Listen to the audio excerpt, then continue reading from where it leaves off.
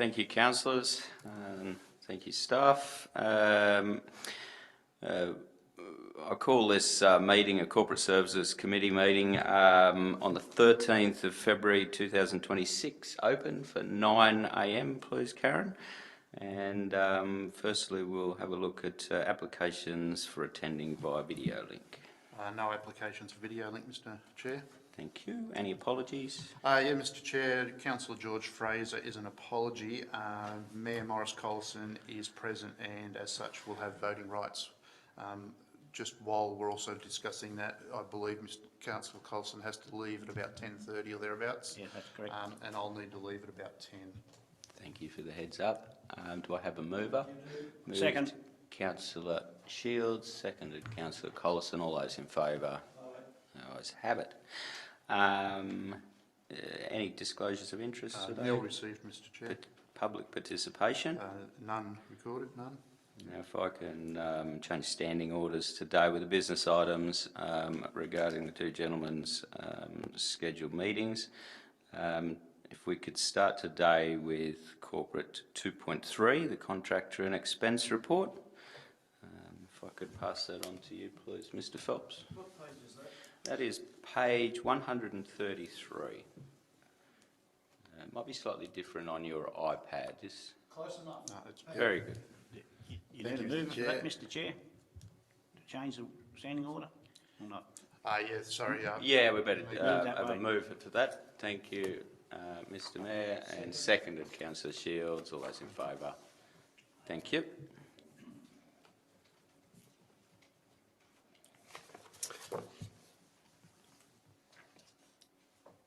Thank you, Mr. Chair. We'll just go through the Corp 2.3, contractors and expenses.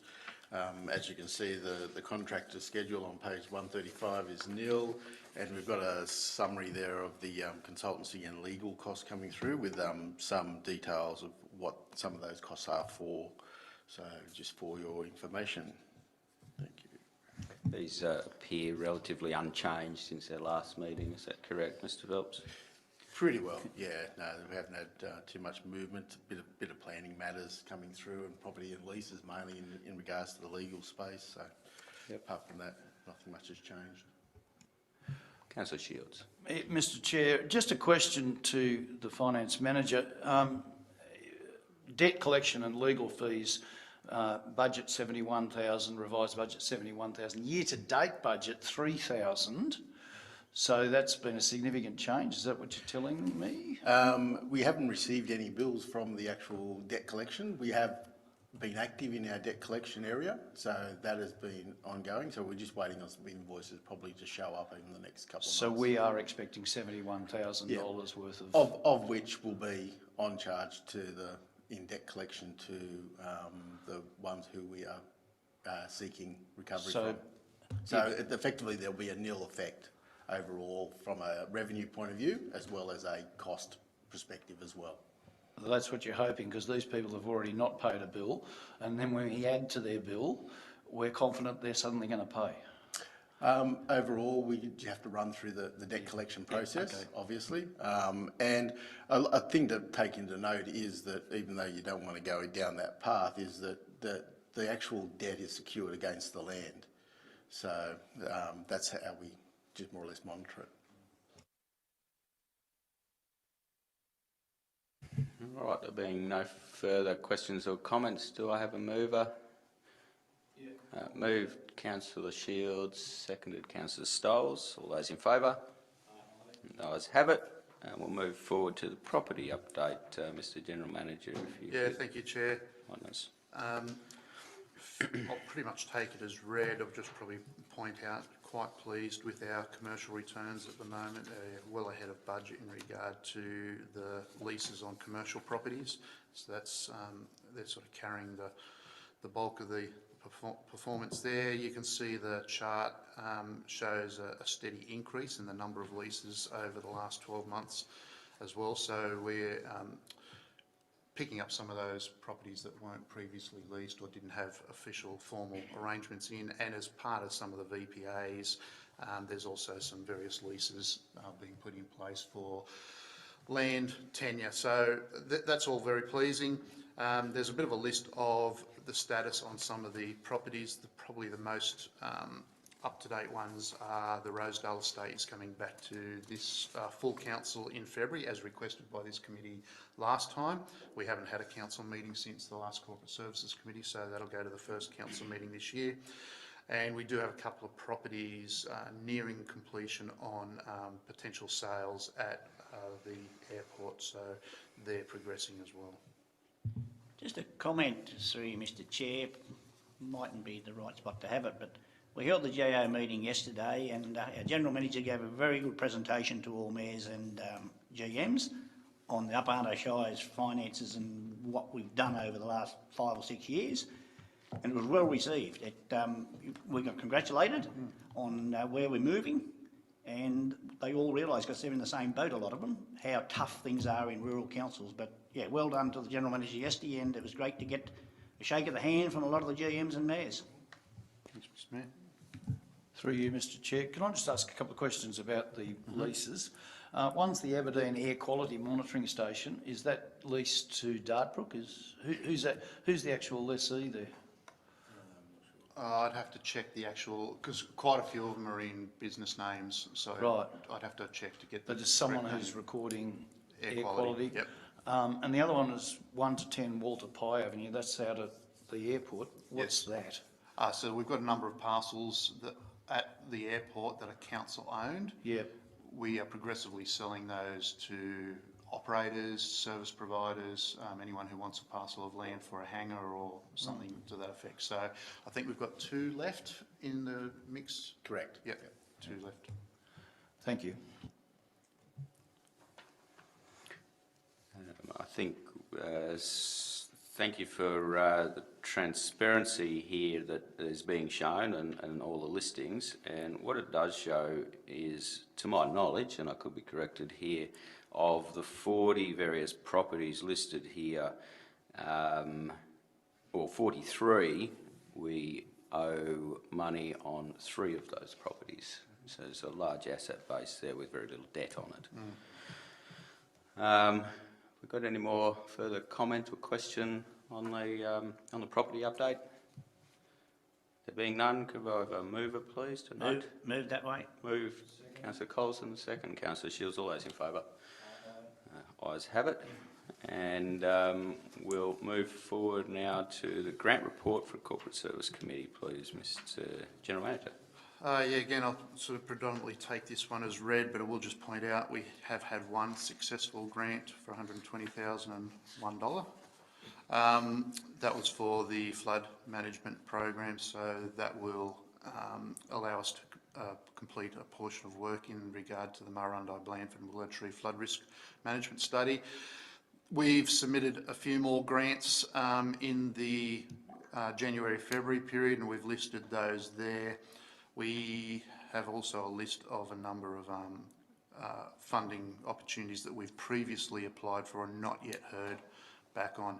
There is one there, it's the Safer Local Roads Infrastructure Program, partway down. We applied for that, and I think I saw something last week, just after we printed this agenda, to say that we're unsuccessful in that project, but we'll tidy that report up when we bring this report to you next. So that's the $4.9 million one, is it? I believe it was that one, yes. Yeah, okay.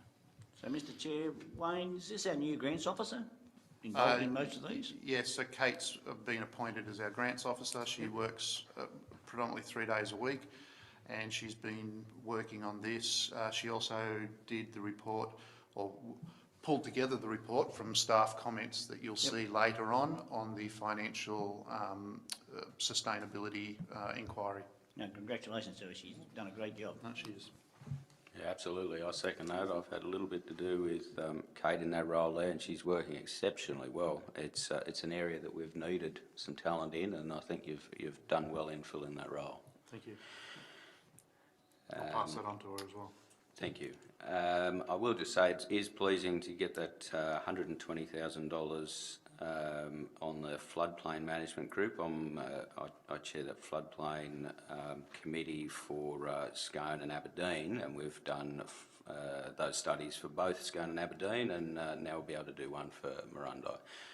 Is there any further questions or comments from councillors? There being none, we'll move. Can I have a mover? Move Councillor Shields, seconded Councillor Stiles. All those in favour? The ayes have it. And we'll quickly move along to requests for donations, please, General Manager. Yes, as you can see in the attachment, we've only had one application for New South Wales Touch Football. That was to support their player registration fees, and they were successful up to our limit of $400. My question about that, and I know I'm going to get myself into trouble for this, but $400 divided by $1.10 per player gives us about 360 players. How many are we expecting? I don't have the exact figure, Mr. Chair. At this stage, I felt the $1.10 was fairly nominal, low cost anyway for a player. Yep. Having said that, our limit, regardless, is $400, so we've given them the maximum amount, so they'll have to work out how they distribute that amongst their players. All right. Have I got a mover? Move Councillor Shields, seconded Councillor Stiles. All those in favour? The ayes have it. We'll move along to the Audit Office report, please, Mr. General Manager. Thanks, Councillor. So this may take a bit of discussion by councillors, and I'm happy to take questions. There's quite a lengthy set of recommendations there for council's consideration as well. I guess given the Audit Office report that went to Parliament in January, I felt it was necessary that we provided an explanation of what the breach was in the first instance, how that breach came about, provided a little bit of discussion there on some of the conversations we've been having with both the Office of Local Government and the Audit Office. Obviously, this wasn't something that sort of just came out of the blue for them, because we've been having these conversations for some time with them, and they were aware of it. I guess I've also put some of the correspondence that I've had both with the Office of Local Government and the Audit Office. Disappointingly, the Audit Office did ask us for a written response to go into the report, and I have provided a copy of that in my report here. Despite us providing what I thought was a relatively succinct and accurate response to the reasons, the Audit Office chose not to provide that in the report. So it's, I guess, somewhat disappointing how it was reported. I've provided councillors with a briefing prior to Christmas, back in November, I think was the briefing I provided to you in regard to this matter. I've also provided this to our Audit Risk and Improvement Committee external members, and they've come back and felt that the report that I've provided today is quite a good report for putting council's position. I guess at the end of the day, I don't want to pursue any of the matters, any of the options that I've listed. I don't feel any of the options provide council with a better outcome. The result of trying to address cash movements in this organisation could only really be addressed by significantly reducing staff numbers and having that cash available to meet these payments, or having a significant amount of money in our cash account, and the only way we could do that is to actually draw down another loan, and we'd have to pay interest on that, and I don't see that that's an advantage to any of our community to do that. We could potentially avoid this issue by just simply not taking on grants, but that's not an outcome that would be acceptable by our community. And we could stop doing emergency works, and again, I don't see that as an acceptable solution. So whilst they're all options, I don't see any of them as being a better option than what we've been doing. I think the best option is we can, and I don't know how likely we are to get the Minister's approval, but we can seek the Minister's approval to continue to do what we are doing. The Minister's known about this, the Office of Local Government has known about this. I've sought advice from the Office of Local Government well before Christmas, back in December when this first came to our attention, asking them how they saw the best way to move forward was. I've suggested that we get the Minister's approval, and I haven't yet had a response back from the Office of Local Government on that. I followed them up a number of times. I suspect we have a meeting, face-to-face meeting with them scheduled for next week, I think, Mr Phelps, so we may get some direction, but I think in the meantime we need to make a formal application to the Minister and make this known that this type of situation that we're being put in is not sustainable. I did raise this at Hunter JO yesterday with the other 10 general managers, or the other 9 general managers and mayors, and they all understood the issue, and in fact a couple of them, without naming names, said that could be any number of councils, either through the Hunter or throughout New South Wales. So I don't think we are alone, even though only us and Bathurst were listed. I think there are other councils probably suffering the same fate, where they are required to pay large amounts of funding in advance of the government paying us. Probably the only other point I'd make before I open it up to questions, Mr Chair, is that we have in our finance reports, which will be discussed later, amended those, and you'll see in the finance report this month, whilst we haven't breached in December, and we've reported the December figures for this report, when we get to the next Corporate Service Committee meeting, we'll be reporting on both January and February, because we're a little bit out of whack with missing a January meeting. I think January will probably show up that there's been a potential breach. I don't have confirmation of that yet, but I think that's where it's heading with the final wrap-up. However, we've also included in the report the amount of money outstanding to council, and that is sitting at $7.5 million as of today. Now, the amount that we've breached by will not be anywhere near the amount of money that is owing by the state government. So I still refer to this, and in my terms, it's a technical breach. To be slapped on the wrist in funds when the government is still holding money that they owe you, it just seems ludicrous to me. So happy to leave it there and open it up to questions or comments. Just through you, Mr Chair, to add on to the JO yesterday, I set this seed out for dinner the other night with the CEO of what was going to come up, and it was great to see yesterday the JO are backing us. It's on the agenda to go to Sydney and Canberra to talk to politicians, and I explained it. We've got the FPOS card with no PIN number, and there are other councils that are up like 40 million in natural disaster and they've been paid 3. It's just not good enough, and it's very encouraging that the JO are going to back us and all other councils. Through you, Mr Chair. In your ongoing discussions, I'm sure you'll raise that, yeah, it's a bit unfair to hit council with a stick when it's a state government, through its actions of delaying the payments, causing our cash flow issue relating to grants. So, and also the Minister needs to look at the Local Government Act, and if they're causing us to breach the Act, maybe the Act needs to be amended so we don't breach the Act. Yeah, so through you, Mr Chair, there's a couple of remedies.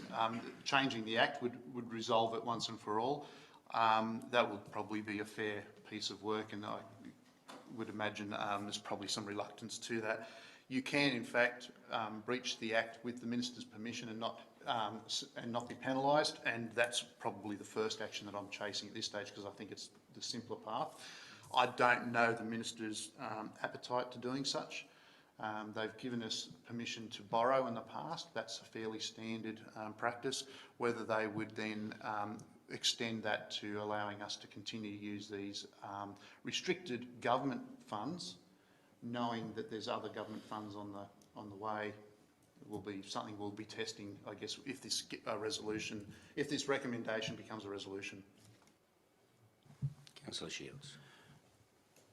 I think I want to comment that the General Manager gave Council a very good understanding of this issue, and I think it was in November when you raised it in a Councillor information session.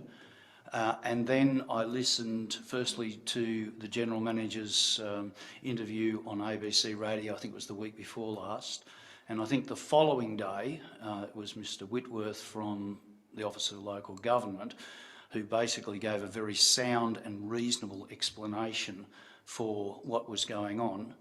And it is a cash flow issue, But I think if we're going to talk about fairness, it's not fair that that information is then used in the media to disparage this council. And I think that's a case of defecating in our own nest. And I think that needs to be made very clear that there were three very good explanations for this, and for it to be taken to the media and for them to beat it up as a storm in a teacup is both unnecessary and I just think it's inflammatory. I don't think it achieves anything, and I'm disappointed that we've had the stuff that's gone on in the last fortnight or so. I don't think, the Audit Office talked about an improper breach, and really I think I'd prefer to use your words, General Manager, that it's a technical breach. And I just think about it in terms of my own personal budget. If I'm saving for something, doesn't matter what it is, and I've got some money sitting in a pool to buy a new car or whatever, and all of a sudden a storm hits my house and I've got to pay for repairs and I don't have any other money, what am I going to do?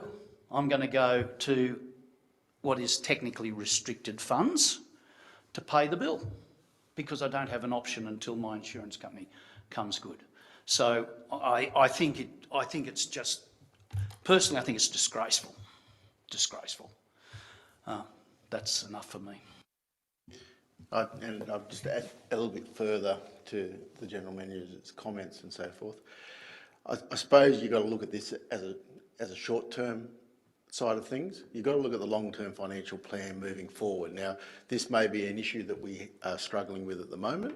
However, with factors that we've put into place moving forward, and probably the removal from council's budgets, major capital expenditure on capital works that we've had to sustain in the last, or we've been grateful for the funding, but we've had a lot of capital expenditure which we've had to fund portions of coming through. It's really a cash flow shortfall in the interim term. So it'll generally work itself out in the medium to long term when these cash flows come through. So when you look forward at the long-term financial plan and what has been put into place from a financial sustainability point of view, come 5 years' time, we'll be in a very, very sound position.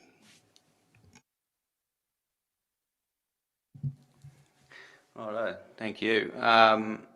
Now, I personally, as councillor, am generally supportive of every action that's been conducted here, and under my own terms, I would conduct much the same.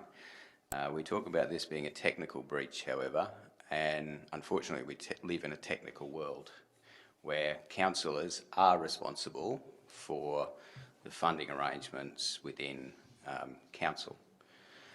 And that's laid out pretty solidly at the end of the annual financial statements about our responsibilities and through the Act. So in that, I do have a little problem with recommendation number 5. The council note no funding has been misappropriated and all funds received. We haven't seen line items to see where monies were shifted. This comes through the Audit Office, so we're in trust of their duress. So I probably question being, and it is a difficult one because there's a opaque area here between operations and governance, but I'm concerned about that one there when we're not actually seeing those finances. But I do have 2 dot points to add to this in regards, and I've left Karen on your desk there, the 2 dot points. The first one being that councillors were unaware of the breach when it occurred, and the inappropriate use of grant funds was not discussed at that time. So that's for note. I think it says on your sheet there to note. And dot point 13, that, and I hear this has already been remedied but I'd like to put it down on paper. And I thank the General Manager and the Finance Manager for their active work in this. As I say, they do have our full support, to my knowledge, of how we're managing funds, but we do need to just make sure we're technically on the right side of the ledger here as councillors, and that councillors will be updated on future breaches, where the money is coming from and its use. Now that will be remedied by your area as discussed by the General Manager, but if we can put that down as a motion, I would be more happy with that. And if So can you just go through that dot point 13 again? 'Cause Karen might be able to pop them up there.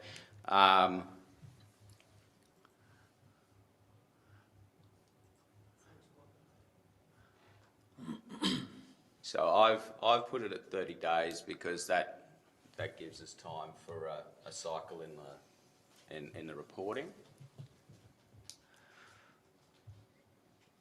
and it does give us appropriate vision of what's happening there. So, Mr Chair, just in regard to point 12, Yep. we weren't aware that it was even a breach until the Audit Office advised us in November either. Yep. Okay. Well, that's okay. Yeah, That doesn't yeah. change that. But from a councillor point of view, Yeah, I can see, like, Yeah. I just, there was nothing from staff where we were holding information back for any duration. Yeah. I just want to make that clear that, Okay. as soon as, look, I guess the issue is each year the Audit Office will choose to focus on a different area, and they may, one auditor may pick one thing at one council, and a different auditor may pick another thing at another council. This is the first time this particular issue had been brought to our attention that it was actually a breach. Yep. We felt that by the 30th of June each year we'd been given a clear bill of health. Yep. In regard to this previously. It was only this year they said, well, hang on, between those periods, this has happened. So I just want to make that clear. I'm happy for the words to stand as long Yeah, as look, you understand that. and in itself, both those statements are true. Yeah. It was a surprise to us, as it is to Oh, you. We have absolutely. less control. Yeah. So, No, Mr that's Chair, fine. is it worth putting that in their council note that councillors and staff were or you want to leave? That could be if staff We're are unaware. comfortable with that. If you believe that statement to be true, I'm happy to change the wording to councillors and staff. Well, that was my understanding. I don't know whether Mr Phelps has a different view. Okay. Well, if we could change that, please, Karen, to councillors and staff. I think that sounds good. Councillors, are you happy with those 2 points? I'm happy to second your motion there, Mr Chair. Councillor Shields? Yeah, I'm quite happy with that. Okay. And have we got, would we like to go through these one at a time? We're happy to vote on as a block, councillors. I'd be happy to vote on it as a block. Thank you. Councillor Stiles? Yeah, block's fine.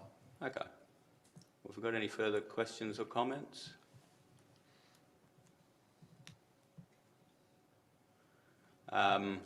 There being none, we've got a mover. Move Councillor Shields, second Councillor Stiles. All those in favour? Aye. I think the ayes have it. Thank you. And we'll move forward to, what have we got? 2.8. 2.8, inquiry submission. Mr General Manager, if you could take us through this. Yeah, thank you, councillors. So you may recall there was a state government inquiry 2 years ago into local government funding and financial sustainability. There is now a federal inquiry. Many of the things that we have discussed in this committee over the last few years have made their way into this report. I think the report, whilst it covers a lot of ground, focuses primarily on grant funding, the way various grants, in particular the federal assistance grant, is calculated. You would see from that audit office report the schedule of councils that do not have a break-even operating position, all regional and rural councils. There's no metro councils. We've argued for many years that the distribution of the federal assistance grant across councils is not appropriate. Councils in metro areas have far greater means of generating income than we do. Regional councils have far broader services that they provide, far fewer ratepayers, and you know, the economics just don't stack up in many regional councils. So we talk a little bit about the types of grants, the reform that we'd like to see in regard to distribution of that. We also provide some case studies on a few or some examples.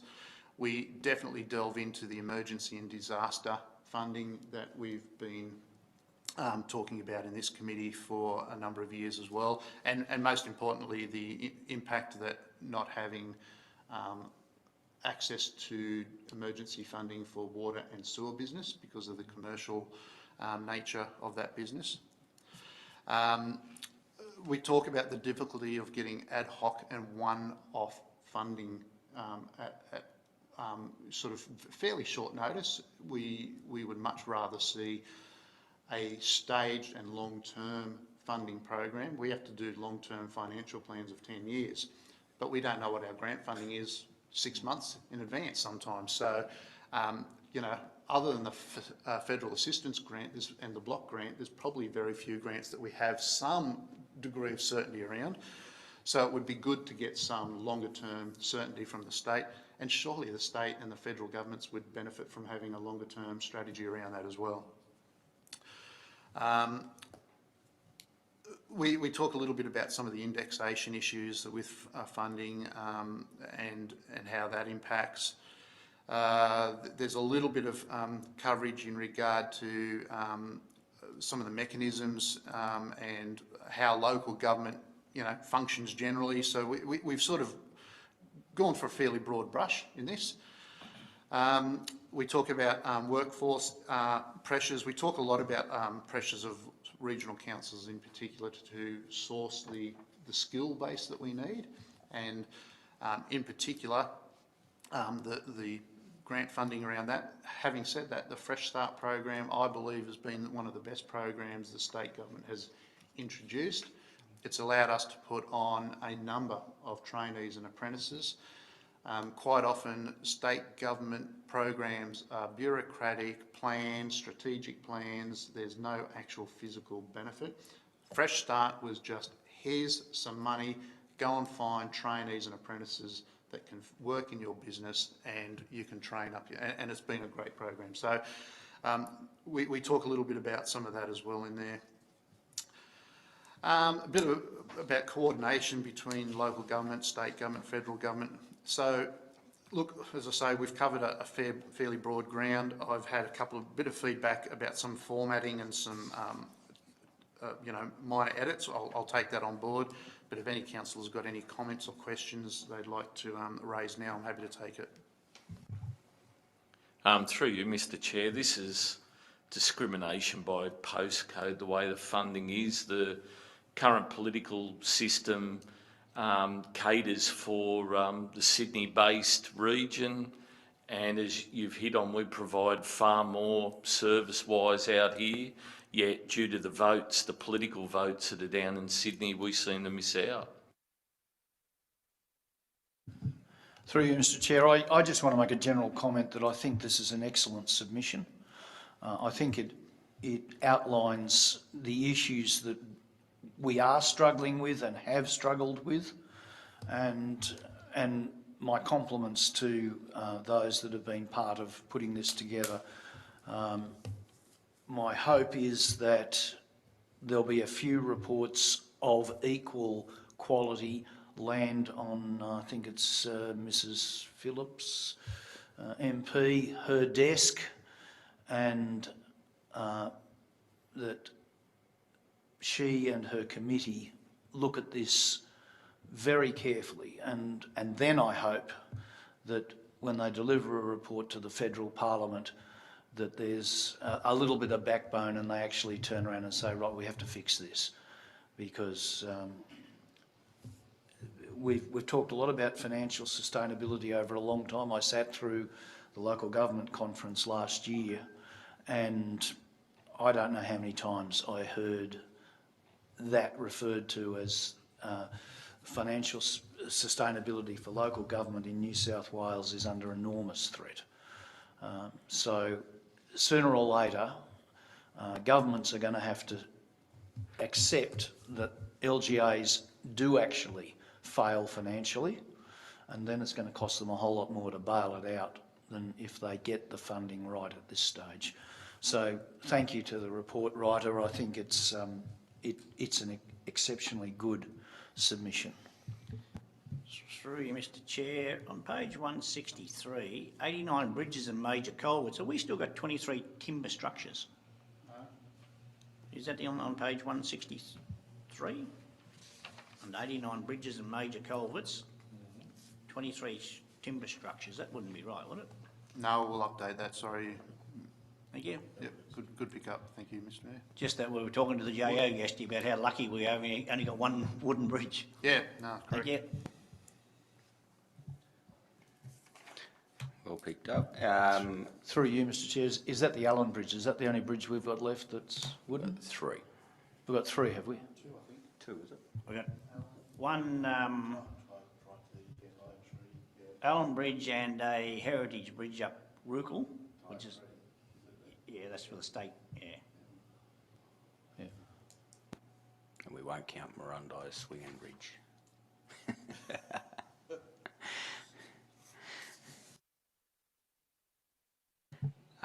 No, I fully concur with your thoughts there, Councillor Shields. A very good submission.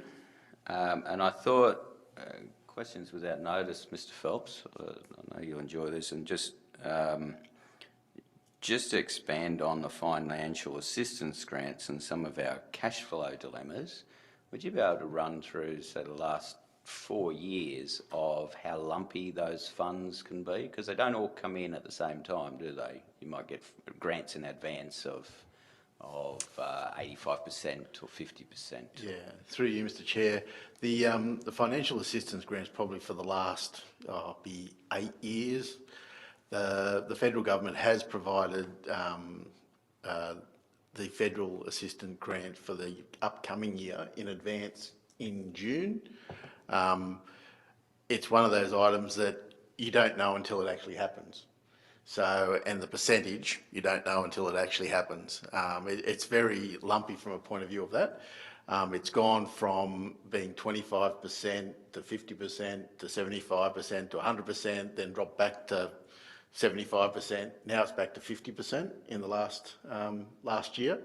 So it's coming back down again. It's always helpful for councils because you've got that cash flow coming through into the new year, obviously. But it does, there is an unknown quantum in it. It's like, it's one of those ones where you just don't know until it actually happens. The biggest thing with the federal assistance grants is that, and all the councils within the local government regions have always argued that the actual amount of federal assistance grants isn't up to scratch. It's supposed to be pretty well 1% of your gross tax revenue, and we're only getting 0.5. So the actual spread across all the councils is only half of what should be out in the mix. So what's the magnitude of that in financial terms? In financial terms, we get approximately about $7 million in financial assistance grants. That would double, effectively. And then you look at the apportionment then across the board, and how it's, as the General Manager raised earlier, the apportionment between metros and rural councils, when they calculate it out, the actual methodology around calculating the assistance that's required in the rural and region areas compared to what the metro areas are, needs to be definitely looked at, and to provide assistance. And some of that financial assistance grants is not just goes into the coffers of council into administration area. A portion of that is to local roads. So we receive financial assistance grants for the operations of council, but pretty well about 40% of that is specifically driven towards road maintenance. So imagine what would happen if we had another $5 million worth going to road maintenance. Absolutely. All right, have I got a mover to endorse the submission? Moved, Councillor Shield. Second. Seconded, Councillor Colson. All those in favour? Resoundingly aye. And if I move on to Corporate Service 2.9, CCTV footage on Kelly Street, Scone. Sorry, put my mic on. Thanks, Mr. Chair. We had an email from Inspector Hobson a bit over a week ago. He asked that I table his email. The easiest way to do that was to provide a quick report to this committee, provide you with some of the context around his email, and I've reproduced his email at the bottom. In essence, the police have probably reached out to us probably 3 times in the last couple of months for various CCTV footage for incidents that have occurred in Kelly Street. I know there was a little bit of pushback from the community when they saw the cameras were going up. I've provided a little bit of background as to what the cameras do, how they're operated, who has access to them in the report. But in short, no one's privacy is being breached. We utilise the footage for some traffic matters, traffic control, asset maintenance as well. But the police also have access to it for incident management. Just a comment through you, Mr. Chair. I mean, well done. I mean, there was some backlash when these cameras went in. There was backlash when the streets weren't bright enough. We've just proved the streets are no worries. The cameras work and working well with the police. And just to add another JO comment, yesterday after their visit some 18 months, 2 years ago when Kelly Street was in one hell of a mess, congratulations to the Upper Shire. They think it's great. They were here on Wednesday night and they all very, very positive. And so they should be. Through you, Shields. Mr. Chair, I think I just want to counter that comment that no one's privacy's been breached. Yes, 2 14-year-old boys' privacy has been breached. So I think that should go on the record. Thank you, Councillor Shields. Yeah, and I'm sure the sports store are greatly appreciative. Now, do I have a mover? Move, Councillor Colson, second, Councillor Shields. All those in favour? I think the ayes have it. Now we'll go back to the top as per the change in standing orders. And Mr. Phelps, if you could present us with the quarterly financial summary and investment report. Thank you, Mr. Chair. So we'll take it through on from page 3. So the financial position come the end of December was $1.71 million negative variance to actuals, and that's compared to a negative variance of $1.19 million in November. A lot of the, primarily the capital works is creating the negative variance, and it's noted that a lot of this is a bit of timing, projects ahead of schedule and so forth, but we'll go through that in a little bit more detail. We've got operating revenue up by about 3.8%, which is 1.8 million. Main contributors to this item is effectively the people and cultural revenues up by $80,000, which was as mentioned earlier, with the traineeships and the apprenticeship scheme in place at the moment. We've received a lot more funding coming through. With those apprentices and trainees, we'll look at moving some of that money into those service areas so that we can spread it across their areas, and the trainee costs will be included in those areas as well. Community services admin revenue was lower by $38,000. We've had the change in our funding from the Department of Criminal Justice, the DCJ programs. So effectively we had 2 programs in place, which was one for community workers and then one for early intervention for the youth services. They've pretty well removed both programs out and provided one program back for half the money for youth focus. but it'll come back into community services side of things, so it'll drop out of the youth area. Moving into the Government Place, here we're up by about $300,000 in revenue. You'll see that there was an offsetter on the other side in cost, but the revenue has increased, and that's really through dependency of residents at the facility. You will see that start to drop off, as you know, that with that facility coming to a close as being a personal care operation, as a aged care provider. That revenue will drop away as the residents do depart from that facility. Early learning and family daycare is up by 126, so we've maintained good, strong utilisations. You'll probably see a little bit of a lull period into January with school holidays and so forth coming through. So it's pretty well tracking at the moment on budget. Caravan and camping is up by about 33,000. It's been very good utilisation over at Merriwa in the caravan park. It's been kicking a number of goals. Real estate revenue's up by 80,000, so we've maintained higher than expected commercial rental revenue, which has been pleasing. Sale yards revenue is up by about $200,000, which is very pleasing. We've had a lot. Our throughput through the facility has increased substantially to what we initially budgeted for. So that's been a good result coming through for the current year. Waste revenue is higher by $246,000, which effectively is through annual access charges a little bit higher than we anticipated. Plus also the landfill collection revenue is also up. General purpose revenues. Councillor Shields. Through you, Mr Chair, just a quick one about the sale yards. Now, we've done made an arrangement to lease the sale yards, etc. Has that happened, or is that still a work in progress? Yeah, I'll take that one through you, Chair. The lease has been forwarded to the agents. The agents have not yet signed it. So the sale yards are still fully a council operation at the moment? Well, the physical operation hasn't changed. Yeah. The agents are still sourcing the cattle and doing the sales. Yeah. We still man it. There won't be a lot of change to what's happening. All the lease does is formalises the current process and locks in the fees for 2 years. Yeah, okay. Moving in general purpose is up by about nearly $70,000, just with a little bit of increase in our annual rating and lower expected pensioner concessions to date.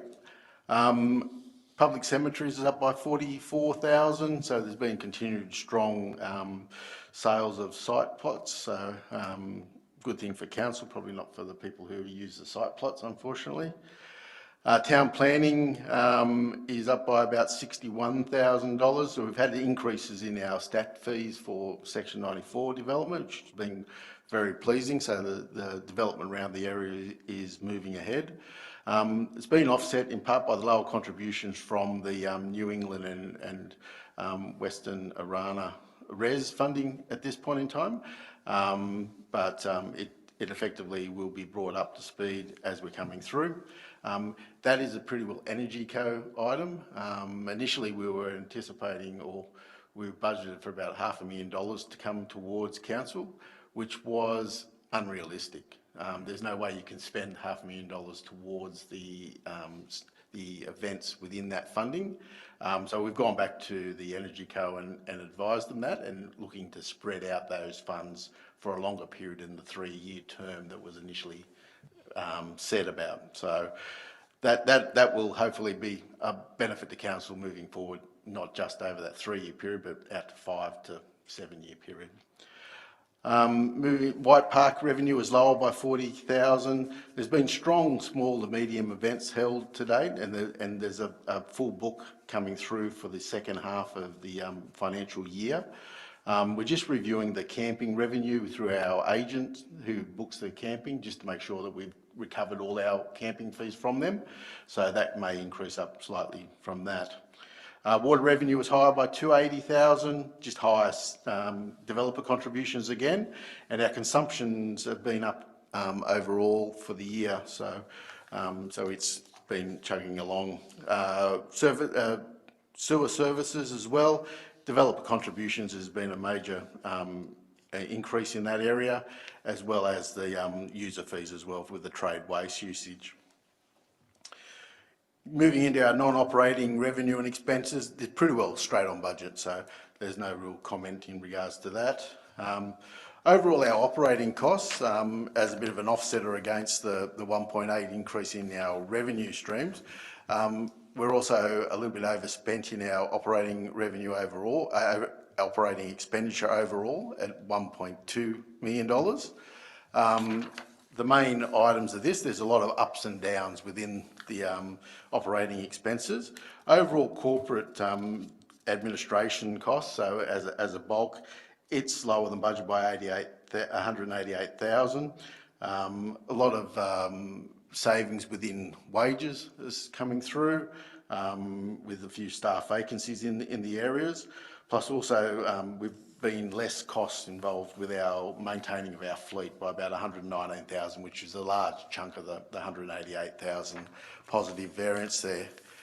Community services admin costs is lower by $54,000, so the revenue is down, but also our costs are down. So with the staff vacancies within the community services team at the moment, and we're looking at the structure of the community services team, given that the funding streams will change over the course. So we'll be looking at both the community services and youth services from that point of view, and making according adjustments. Hostel costs are up by about 358, so our income was up by 319, but the costs are up as well. So we'll be looking at those costs coming through. They probably will reduce as the residents do depart, because there's not as much care required from agency staff coming through. So our internal staff will remain on there, but the agency staff will drop off. So we'll have that reducing in costs coming through. Early Learning Centre is higher by $69,000, just the increase with the staffing over there to accommodate the additional numbers at the facility. So that's a bit of an offsetter. Youth services cost is lower by $68,000. As I mentioned earlier with the EIPP, that program is pretty well finished up in the first quarter of the financial year. And it will be effectively, as written here, replaced by another youth intervention program through community services, and that starts from the December quarter. The EIPP hasn't really run for quite some time, has it? We've been undertaking a fair bit of work in the EIPP. However, we haven't delivered the service because we haven't been able to obtain the required expertise in the staffing for that area.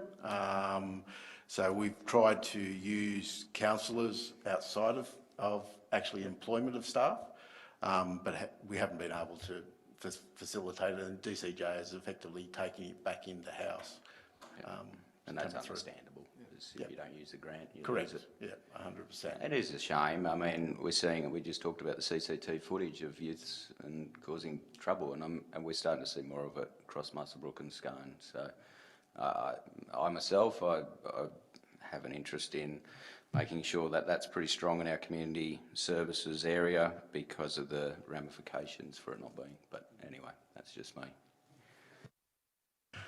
Moving into our camping and caravan costs, it's up by $32,000, just had higher expected annual rates at the moment, and there seems to be a little bit of an anomaly in regards to waste charges, effectively out at the Moon Air campsite, so we're actually just investigating that at the moment, coming through.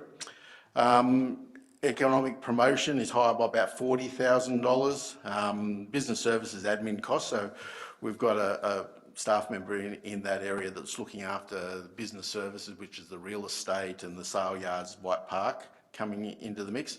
We're going to apportion those costs across those business items coming through. Private works is higher by about $34,000. We've had a bit of increased activity over the last quarter in our private works requests.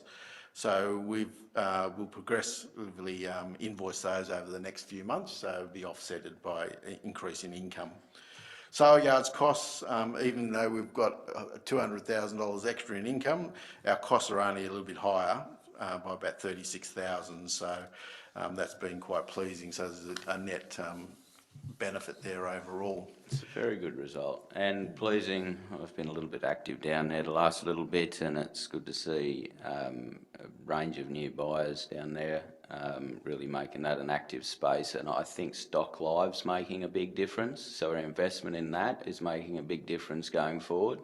You're often hearing a bid come through on Stock and Live, which, you know, when everybody says we're looking to go online, well, if we can combine the physical market with that online market, it's positive going forward, and hopefully we can retain the sort of numbers we've got and make it a money-making venture. Thank you, Mr. Chair. Tourism and promotion costs are higher by about 71,000. Just higher wages in regards to our community, our tourism coordinators area. We pretty well in our budget. We didn't really apply the budget quite well enough in that area. We were using some of that towards the Hunter Warbirds, effectively the tourism promotions officer wages. We'll be looking at doing a proposed vote coming through, which we'll consider it in this report. However, we'll just hold it over until February and we'll bring it back in. And it'll be savings from community service, from the Enviro and Community Services area, which tourism sits. I got this question from a resident last night. Are we still in control? Could you explain what's happening with the Tourist Information Centre out at Warbirds and who's managing that? And through you, Mr. Chair, council still has that operation out there, and we just pretty well hold part of the counter with Hunter Warbirds.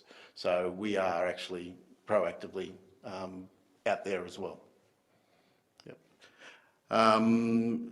Moving into our stormwater maintenance costs, it's lower by about 48,000. So we've had lower than expected initial maintenance activities to date. So hopefully the guys have got a number of areas where they need to unblock a few of the culverts and so forth around the area in the urban network. So we'll be going through that process over the next 3 months. Waste management costs are higher by 152, so we just had higher curbside waste collection costs coming through, so a little bit increase in our income side, but also in our costs coming into the mix. Governance costs are lower by 55,000, just lower than expected general management costs, so pretty well operations of the executive team coming through, so that's been quite pleased. That's with extended leave for some of the staff in that area. Street lighting costs are lower by 44,000, which is quite pleasing. So it is a little bit of a timing issue in regards to the 44,000. However, I think that we're looking at having savings there after we've had the rollout of the LED lights across the whole Shire. So we've now finished that across all the network. Town planning costs are lower by 201,000, which predominantly is as with the contribution from the Energy Co or the RESs, the New England and the Central West Orana RESs. Our costs are lower, so that's the main reason why that cost is a lot lower. Costs lower there. I mean, I sit on the CRG for the New England res, and it's been flipped on its head with the change in direction of the proposed transmission lines and a lot of the work up around the top. Is that affecting any of this work in here, or you're not seeing any? Through you, Mr. Chair, no, we haven't seen any of that effect coming through. Yeah. We submit a report to them every quarter with the costs that we have for a dedicated staff member within the organisation here in regards to any of the RES actions. Yeah. Through you, Mr. Chair. Just on street lighting costs, we are converting to LED lighting. Are they solar powered and charged during the day and then run at night, or just they run off the mains? No, straight off the mains. Okay. So we don't have any of the solar or battery powered lighting. Moving into our building costs, it's lower by about 38,000, just lower due to staff vacancies in that area within the certifier and surveying roles. Our animal control costs are lower by 48,000 as well. Again, staff vacancies in regards to the ranger and compliance officer. One of those positions has now been filled, so in the last month or so. So we've got a new animal control compliance officer on tap. Community centres and halls is higher by about 40,000, just higher than expected utility costs. We're just going through and reviewing those costs at the moment for possible reallocations. Our parks and gardens costs are higher by about 78,000. It's higher than expected in our admin training and tree management area. So a lot of our staff has been undertaking a fair bit of staff training, bringing their skill set up in regards to any of the horticultural areas. Moving into the public library costs, they're higher by about $75,000 at the moment. Higher in salaries, and we had a bit of forward purchasing of our reading catalogue. We're monitoring those costs as they come through. There's been a bit of a change in the spectrum in regards to the public library, with the previous library coordinator retiring at the end of the last financial year, and we're just more or less getting a feel for our new coordinators in place, and that will work itself out during the second half of the year. The sporting grounds is higher by 128,000. It's just the cost of servicing and maintaining the grounds has been a lot higher than expected. So we'll be continuing to monitor that area. Just through you, Mr Chair, is that where the golf course comes under that umbrella? Where's it come in? The golf course comes under sport and rec, but it doesn't come under the sporting grounds. Right, just on the Separate. golf course, I'd like it noted that I think we need to do more police work down there. I think there's a lot of golfing happening and people aren't paying their fees. So I think it's like camping at White Park. We've proven it's worthwhile just sending someone around on an odd Saturday and let the word be known, because we're confident people are playing without paying fees. Yep, I'll take that on board. Pretty well, we have gone down and actually had a ranger go around at different points in time, and probably we will continue to do that moving forward. We'll probably even look at maybe putting a camera up there at the actual, where you actually pay to go onto the golf course, to try and police that as well for anybody that's not actually paying as they go through the gate. Through you, Mr Chair, I just question the effectiveness of that. I mean, a camera catches someone walking straight on. What do we then do? Chase them around the golf course? I mean,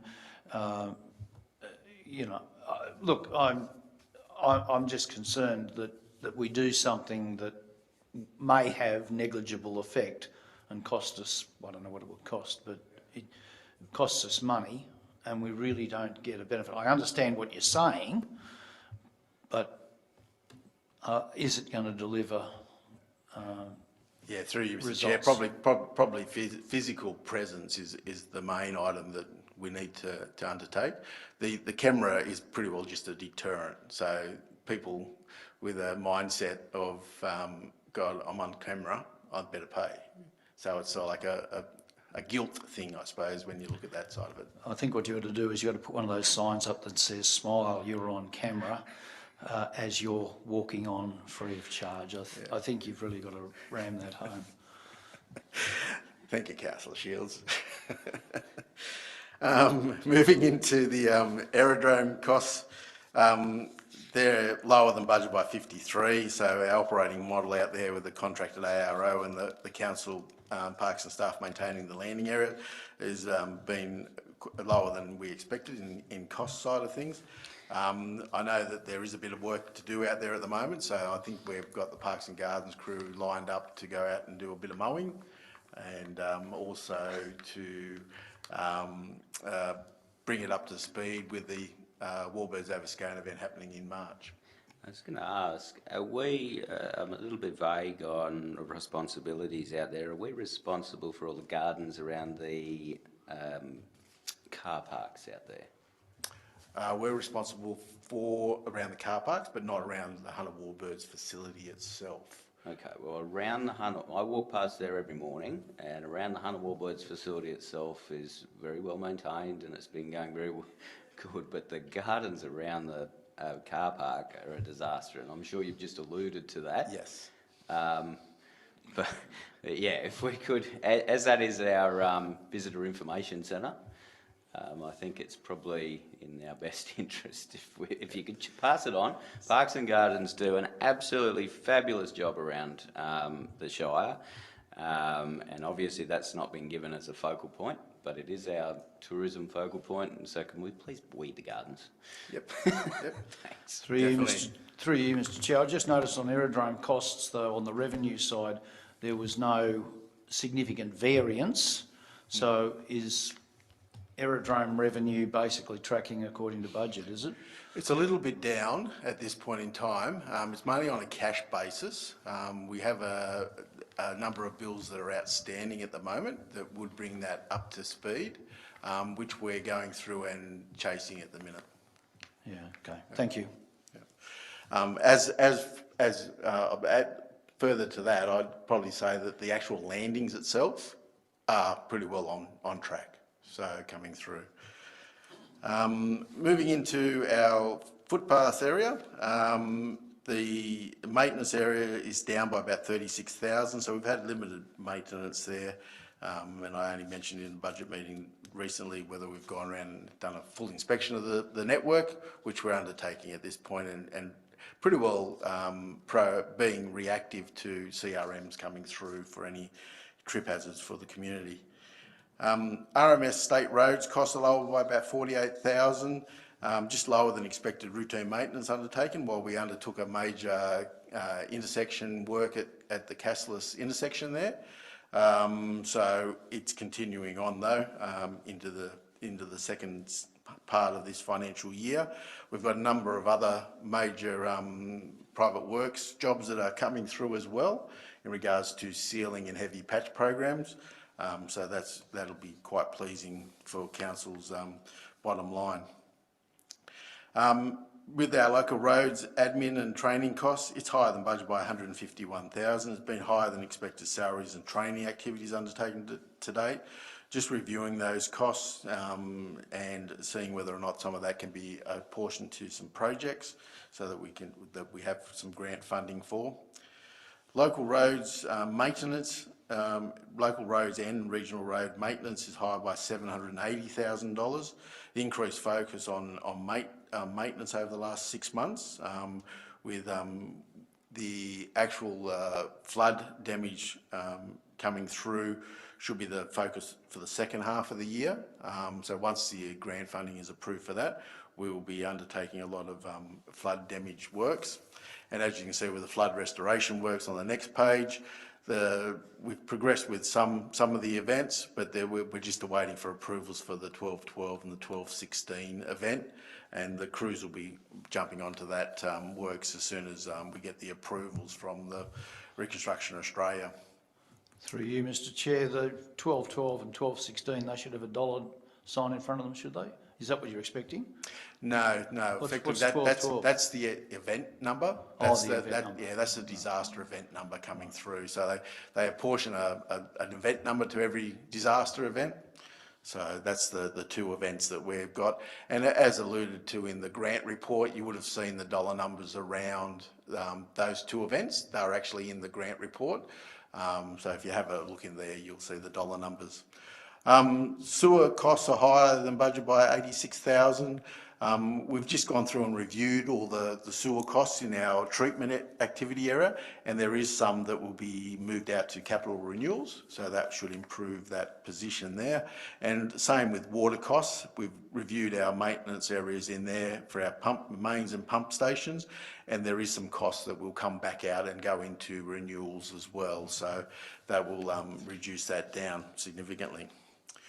The main reason for the overspend at the moment is in our capital expenditure side of things. It's about $2.4 million overspent at this point in time.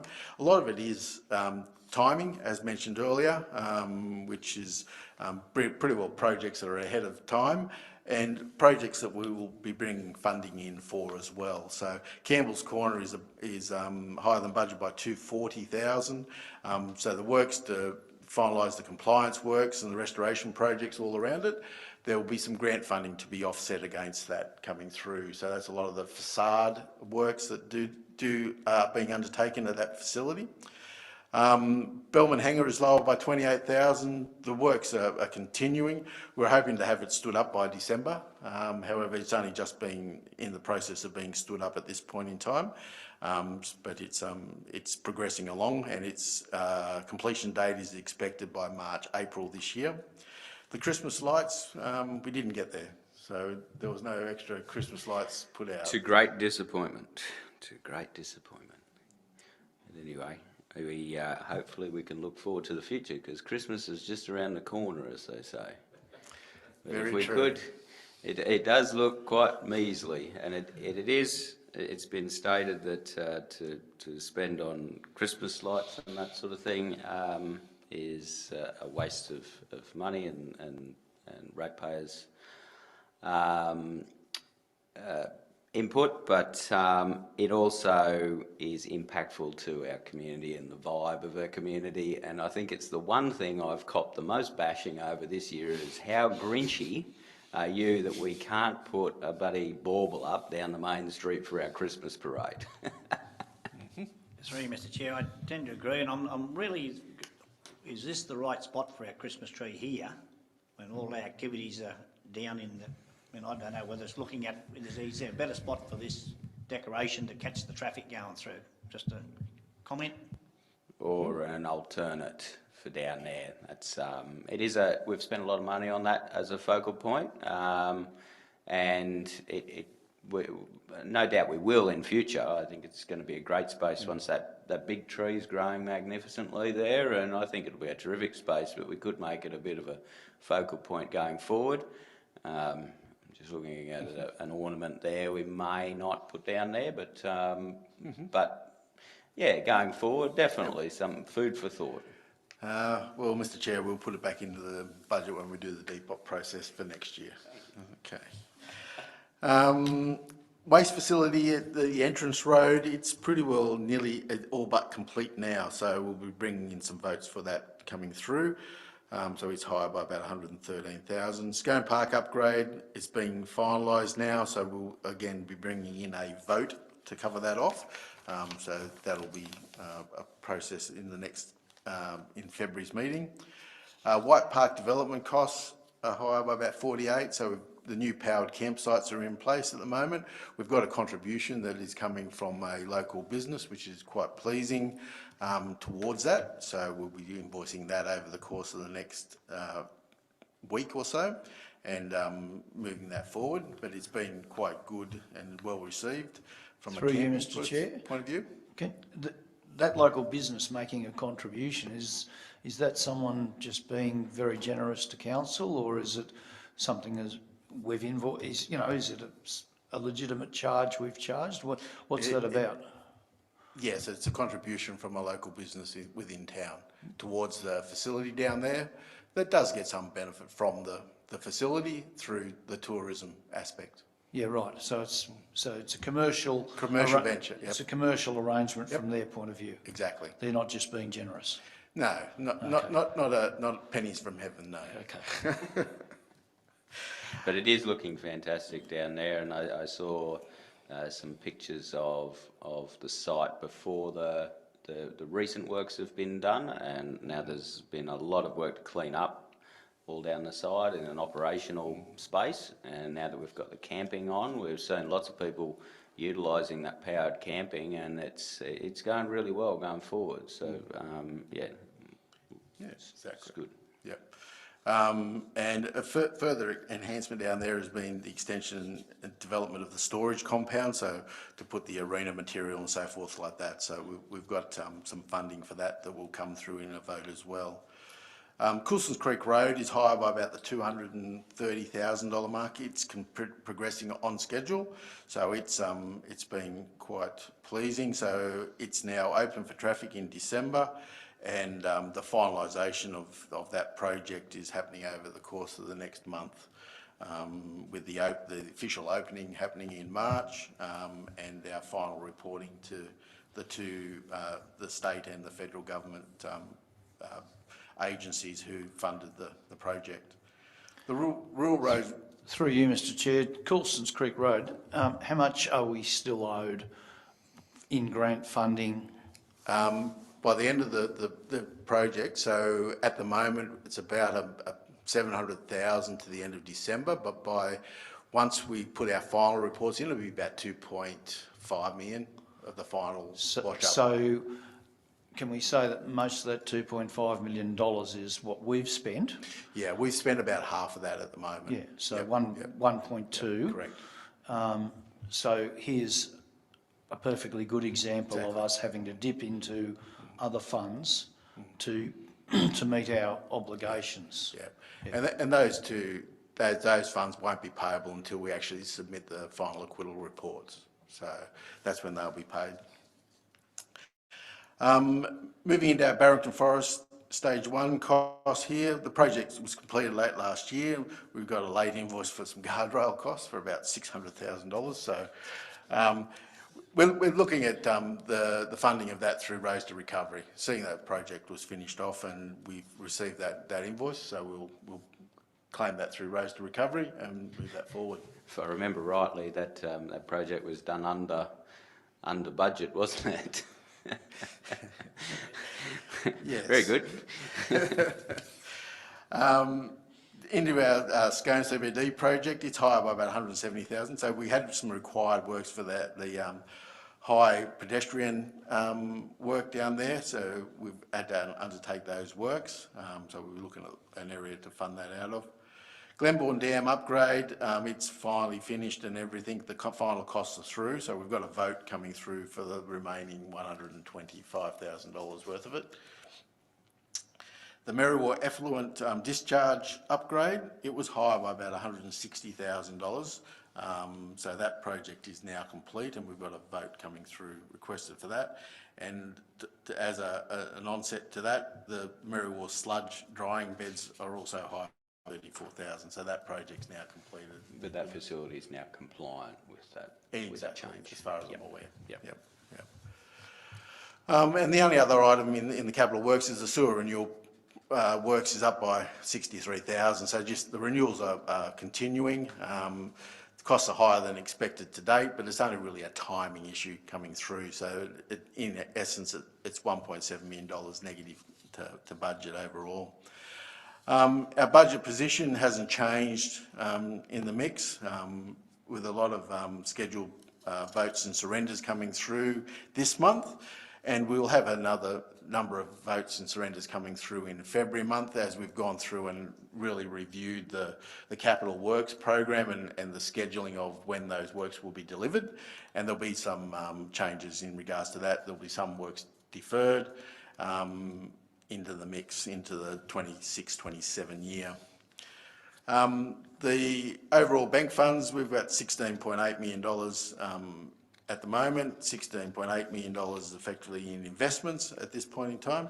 So we're continuing along. A lot of our grants in advance has reduced significantly, with a lot of our major capital works being delivered at this point in time. Loan schedule, $26.44 million overall balance at this point in time. So that is continuing to reduce by about that $2 million a year overall that we have. Internal loans, so effectively we've repaid the first two quarterly instalments, which is $750,000 each. So the actual current loan balances with Water and Sewer Fund is down to $4.5 million from the $6 million that we had. So we continue to make that repayment back to the two funds. Stricter schedule is included in the report, just with regards to our external and internal restrictions. Government grants outstanding, so we've given you a schedule there of what funding is outstanding that we're expecting over the course of the next period of time. So over the next 2 to 3 months, we're expecting a lot of dollars to hit council's coffers, and effectively improve that position where we may be in negative with our restricted assets. So, as I said, by the end of the year, we should be in a lot better position than what we are coming through. And thank you for bringing this information forward to the committee here. That's very relevant information, and appreciate it. Yep. I'd just like to concur with the chair on that. I think that's been a very good addition to the report. Thank you. Thank you. Moving into our capital expenditure report. So as you can see here at the end of the December period, we actually had a capital works program revised at $34.6 million. It's up a little tiny bit to the 34 million that was adopted at the Depop coming through.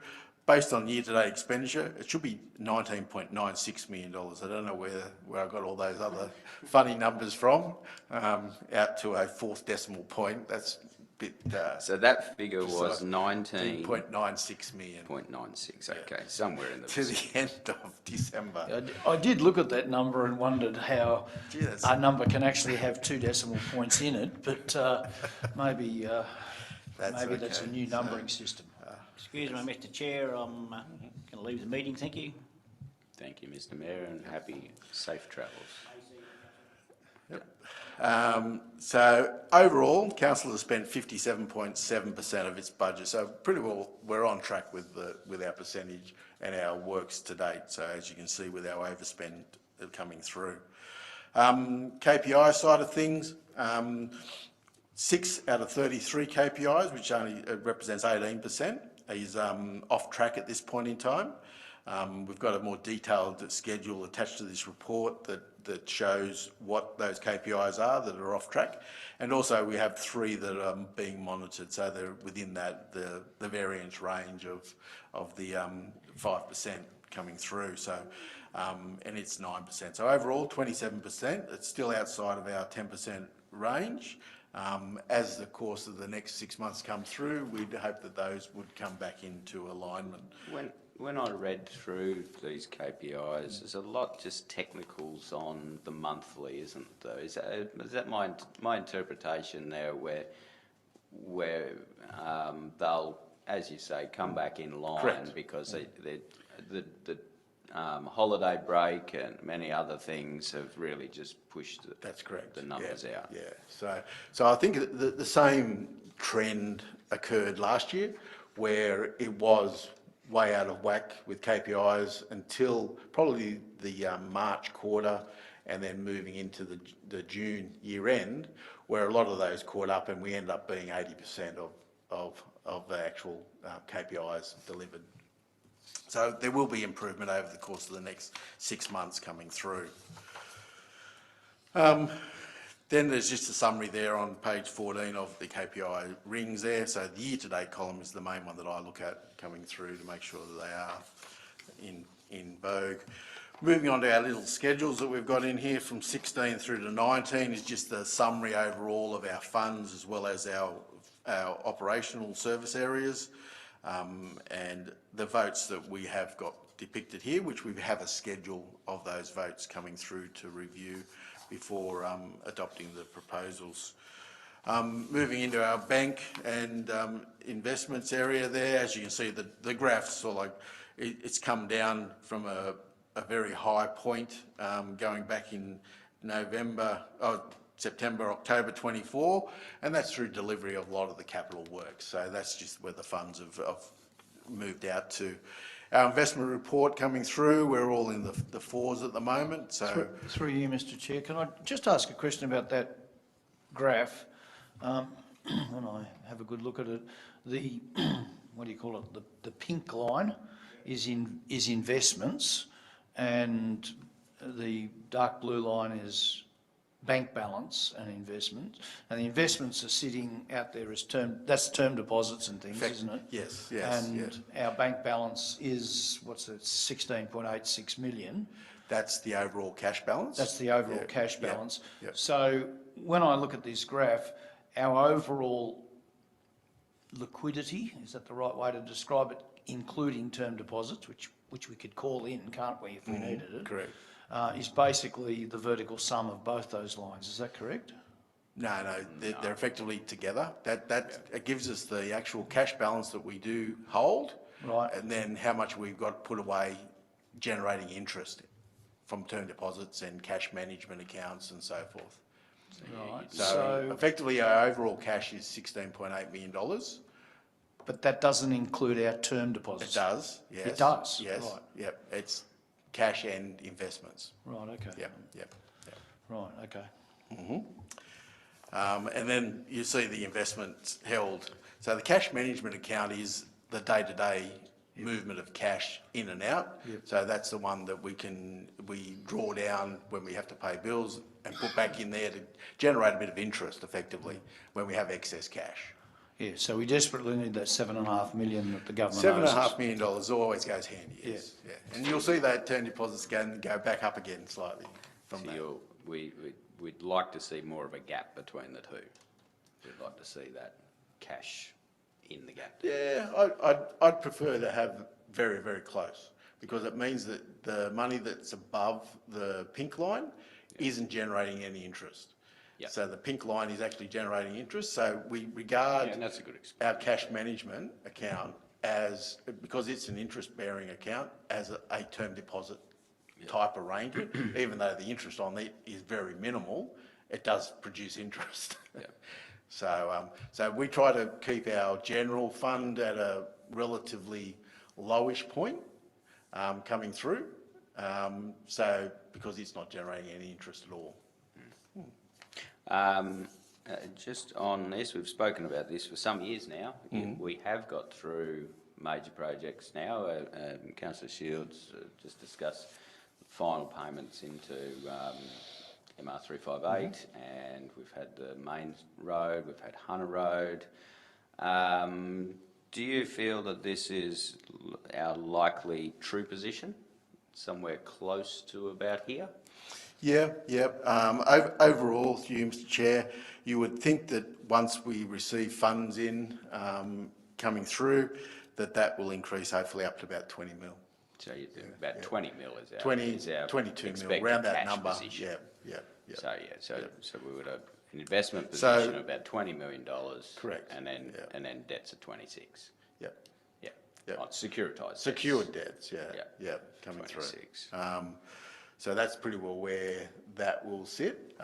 There probably will be movements, obviously, come year end if the financial assistance grants pay in advance. That will hopefully go back onto an investment straight away, where those will increase for a period of time and then they reduce over the course of the beginning of next financial year. So it's just like cash management coming through, but our overall cash and investments, you would hope, would be sitting around that 20 to 22 mil, of which you will have excess internal reserves. So above what the external reserve requirements are. Yep. So we've got a piggy Positive, bank. yes, Got a we piggy have bank. positive variance Yep. between the two. Just to highlight with the loan schedule, there, just the loans that we have got on tap coming through. As you note there, that we've got a few loans in the middle there, 29 through to 2031 will come off. So there is some loans that are getting to the end of their tenure coming into the mix. So they will drop off over the course of the next 5 years. Moving at our restricted assets, pretty well on track coming through. There's some votes coming through from our requested votes, and that pretty well's around our water and sewer fund, as well as our waste management side of things as well, and a bit of grant and advance, which we're undertaking spending at the moment for $30,000 for the senior splash and social funds. So overall, there's been a movement in our restrictions of 87,000. Moving into our capital works area here, as I mentioned, $19 million there. So it's effectively 57% spent, and then there's a schedule coming through with a detailed capital works for each item that has a number of votes attached to it in the mix, and a lot of our projects that are included in here that we've backed out for the December period were grant-funded projects that we're not receiving the grant funding for. So it's all like a complete offset coming into the mix. So projects like the Main Road 105 repair work, didn't get the funding for that, or the additional work at Main Road 62 and so forth. So overall, then we move into our KPI area here, which is more the detailed version coming through from page 38 through to Just on, I'll just 49. flash post, tree planting. I've heard on the radio the last few days and over the urban, what do they call it? There was a fund that they're spruiking, and I presume it's already taken up, but planting trees in urban areas to reduce the amount of heat from pavements and the like. Is that something we've seen at all? To my knowledge, I haven't seen anything like that label or anything. We can investigate that, please? And we'll take it on notice to Through ask you, the question. through you, Mr Chair, my vague recollection is, because I raised this question at the Aberdeen CAC sometime last year, and when they announced that grant funding for that, it didn't include rural and regional councils. Well, just on the radio reports at the moment, it says they've expanded it into rural and have they? regional All right, areas. okay. So I'm glad you've A, taken that up, and B, if it is available. Yep, it's no, probably we'll take that on sure. notice and we'll follow it up and let councillors know. Just with the KPI report, just for your information coming through, as you can see, it highlights the red and the amber year-to-date items. Happy to take any questions in regards to that. And I'll take it as viewed. I think I've been of this opinion for a while, but I think we do need to sit down and have a review of some of these KPIs. Yes, through you, Mr Chair. Every year, the KPIs are reviewed, and if the councillors wish to put in any KPIs or remove any of the KPIs which they don't feel that are beneficial, more than happy to take it on board and go through the process of putting them in place. Take that offline. Yep. And the final couple of pages there on 50 and 51 are our request votes coming through. As you can see, there's a fair swag of votes, a page and a half of them, which effectively come back to zero at the end of the day. And a lot of it is removing a lot of the grant-funded projects that we will not be undertaking in the course of the next 6 months because we haven't been successful with the grant funding process. Through you, Mr Chair, I'm not sure where I saw it. I think it's in some of the stuff we've just gone over, but the two VPAs from Mac and Dartbrook, the numbers in there kind of surprised me. There was about $632,000 between the two of them. Is that money we actually have, or is that invoiced money? That's actual money that's as restricted assets. It's sitting in our bank account. Yeah. So we do A whole lot more money than I expected. Overall, the 600,000 will be by year end. So I think you probably saw it in the restricted assets area. Yeah, I can't remember where I saw it. Where it pretty well brings in all the year's funds coming into the mix. Now we're doing that on a quarterly basis where we're actually sending the bills out. Now that could reduce on the basis of Dartbrook's VPA with their position at the moment, whether or not it's going forward. So to Councillor Shields' question there, so they are accruals. They are accruals. Yeah. So we don't actually have the money in our bank account. But further to that, portion of it is accruals only from what we've invoiced. They've actually paid into our coffers. I think it's about probably 400,000 already. So there is money that has been physically paid, and then we bill them at each quarter for the balance of it coming through. And come the end of June, saying 600,000 there, we may have about 100,000 that will be outstanding at the end of June, when you look at it. And then we'll receive that in the first month or two after the end of the financial year. They're pretty good payers in regards to the VPA because it's attached to a lot of development It is applications. part of their approval. Yeah, that's right. And I believe Darbrook was up for it, currently going through another approval, aren't they? They Just want, to continue is it the- Mod 8 they Yeah. want, which is increase in the time. So I think their approval to mine actually at the moment runs out next year. And the Mod 8 allows them to Extended, continue yep. for into the future. But So, in essence, through you, Mr Chair, the Darbrook VPA, excuse me, the Darbrook VPA, we're unsure of how much that actually will generate for the current financial year based on the fact that they have had that receivership problem. So we'll be looking at that coming through. But as mentioned earlier, it is part of the DA actual approval. So we'll be going through the process of trying to collect it in regards to it, if available. Thank you, Mr Chair. Through you, Mr Chair, I've got one question for Mr Phelps. I was a little bit slow a little bit earlier on. On page 5, it addresses water revenue higher than budgeted by 281,000. I think for transparency purposes, would it be fair to say there has been a significant increase in sales to the solar farm in Merriwall with the water that might be contributing to that increase in revenue? This looks like it's going to be ongoing for a period of time while they're working with getting water to their site through various channels. Could we add that to the far right column? My knowledge is they're taking about, they're purchasing about 540,000 litres of water per week. Yeah, through you, Mr Chair. We'll take it on notice, but definitely happy to put that in the mix. I think the water that they effectively take is pretty well from a standpipe, I believe. So, because obviously there's no connection out of the solar farm area.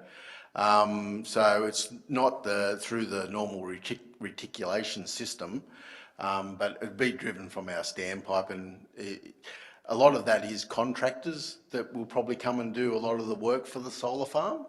So we could try to identify it. Whether or not it's specifically gone to the solar farm, we aren't sure, because effectively all we do is just deal with effectively the contractor per se.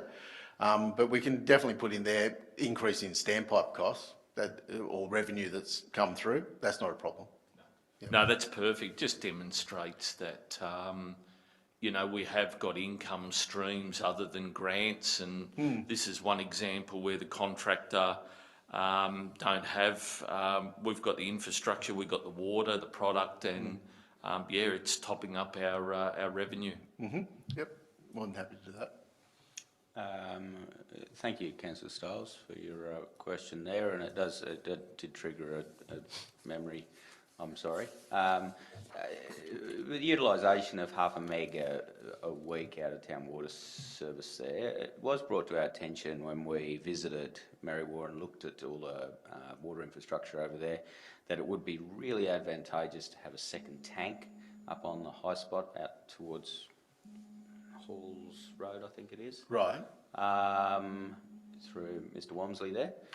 And I wonder if I can just note that with you guys as it may be a priority, infrastructure priority going forward, especially if we're getting greater intake or outtake, of water out there, whether we need to follow your operator's advice and look to invest in storage facilities over there. Yep. We can take that on notice and raise that with the water guys for you. through you, Mr Chair, the question from Councillor Stolz raises a point for me. And that is, these water carters go to a standpipe and fill their truck up and then drive out to the Goulburn River solar farm. Now, I'm assuming that when they connect up to the standpipe, there's a meter there and they get charged. Are they paying their bills? Yep, they're paying their bills. Yeah. Yep. Those items are sort of like, they're monitored through just sundry debtors. Right. And a lot of those contractors are, they're not, Yeah, so the not- standpipe's got some not sort of paying. electronic invoicing system, does it?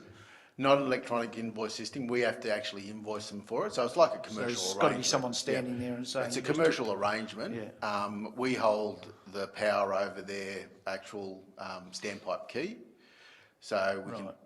shut the key off effectively. So it's an electronic key, is it? Yeah, so it's an Yeah. electronic key. So if need be, we can shut that key off coming Yeah, through. right, okay. If they're not paying.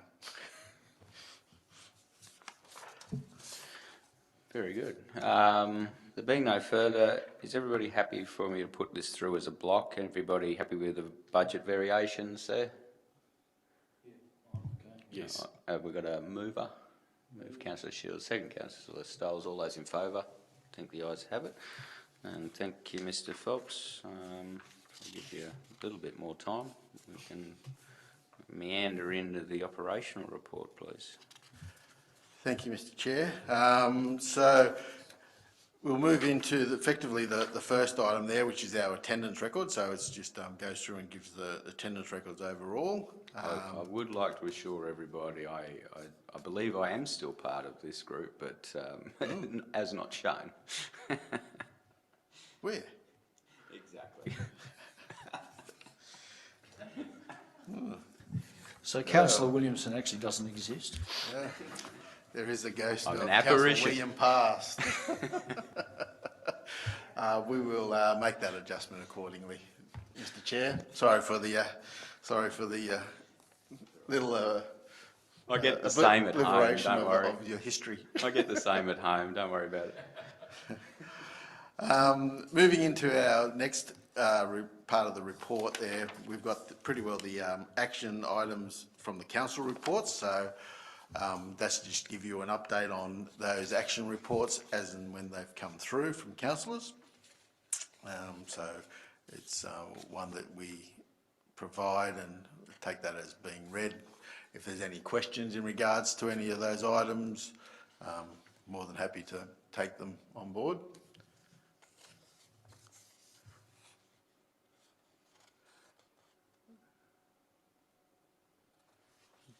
Not being any comments, so we'll move forward Carry on. into our bigger reports. So overall, I'll just more or less take it as read coming through. I can just give you the highlighted areas that I've picked up from different service areas. So I've just more or less looked at the service areas coming through in regards to our operations reports.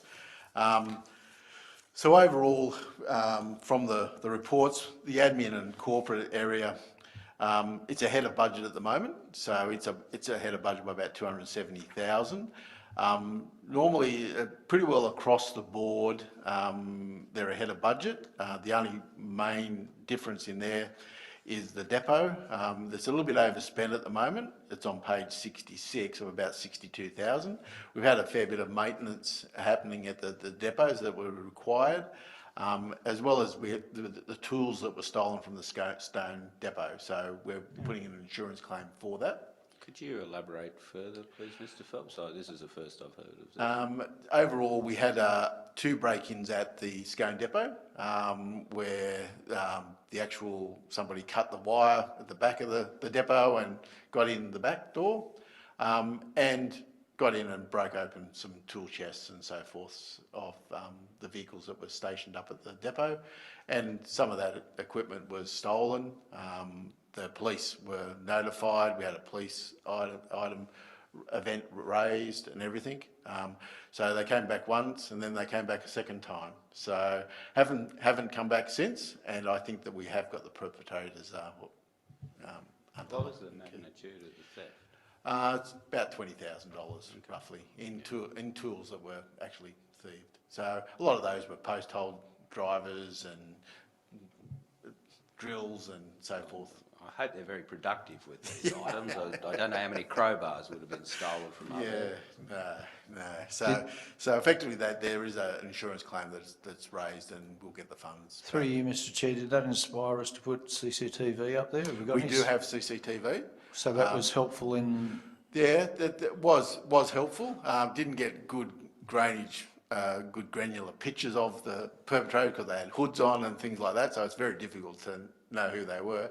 But there was suspicions about who they were, and the police have since undertaken their duties and got the tools, some of the tools back, but not all of them, unfortunately.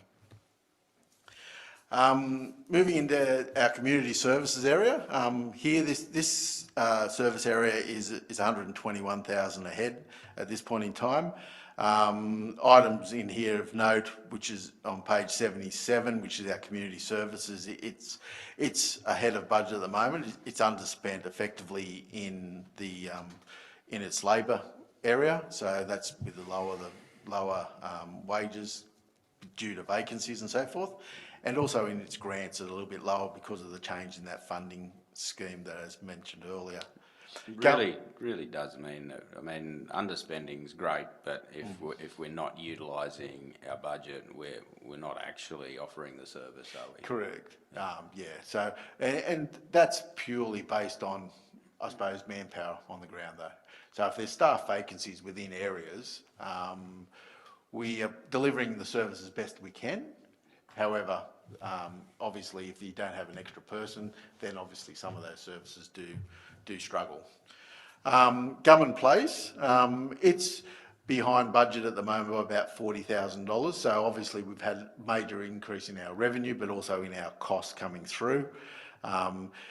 We expect that variance to increase slightly over the course of the next probably 4 months until the actual removal of the service provider status at the facility. As our revenues go down, we still have to maintain a level of care for the residents that are still at the facility. So we'll be looking at that coming through. We try to reduce costs where we can, but we're not going to put any resident at risk at all. Moving into our ELC and family daycare, they're up by about $80,000, which is quite pleasing. And youth services is also ahead of budget by about $26,000. But there is that change in the funding, and the main reason why it's ahead is effectively lower costs for the drop-in centres and the EIPP activities. What's our Merriwar? Are we opening that facility? I know there's been challenges out there. Through you, Mr Chair, been many challenges out of that facility. I'm unsure, so we'll probably take that on notice and get clarity around whether or not that facility will be open. Maybe if you are going to take that on notice and discuss opening hours, you might. Can we have a look at utilisation and attendance numbers across the three facilities? Yeah. Yeah, I do believe, through you, Mr Chair, that the attendance levels have dropped away. Yeah. I know, I'm pretty sure of that fact. Yeah. So, and be it not having that EIPP service there or staffing arrangements, I know there's a lot of excursions or those summer excursions and so forth, they're being undertaken at this point in time, but the actual drop-in centres I think have dropped away in some attendance. Thank you. Moving into our economic affairs area, which pretty well encompasses all our business services side of things. It's behind budget at the moment by about $108,000. It's ahead of budget in our sale yard areas because of the increase in our head coming through, our cattle throughput. Overall, with regards to the real estate side, we're a little bit behind based on the capital expenditure, so it's mainly a timing thing coming into the mix. That's on page 88. Our economic promotion is behind by $40,000 on page 86, which is more or less the wages that have to be reallocated. Golf costs are behind by about 39,000. Now, we have some invoicing to be done, or we're waiting on numbers to come from the Scone Golf Club for competition fees, so that should bring that back into alignment coming in. And we'll have our membership fees, maintenance money will come through over the course of the next probably 3 months as well. Tourism budget's behind by 50,000 K, as mentioned earlier. That's mainly driven by the tourism coordinator, which will have a budget item coming through as a transfer of funds from savings within our customer service or in environment and community services area to offset that. Just on economic affairs, now one of the loan items we have is for the Scone Medical Centre, and we have two facilities on that with the initial building and the extension loan. Does our lease arrangement there cover those costs, principal and interest? Through you, Mr. Chair, yes, I do. Yes. So we've pretty well factored in the rental coming through, as well as there's a fund that they have done over the course of that lease where they put money, they provide money to do maintenance of the facilities and so forth. So definitely covering the costs. Excellent. Moving into our environment area, we're ahead of budget here by about 146,000 overall, and pretty well predominantly in our waste area, which is page 95 and 96, with our increase in our revenue from annual access charges and so forth, and landfill costs. A little bit offset by a bit extra in the capital expenditure side of things, but it's ahead of budget overall in the mix.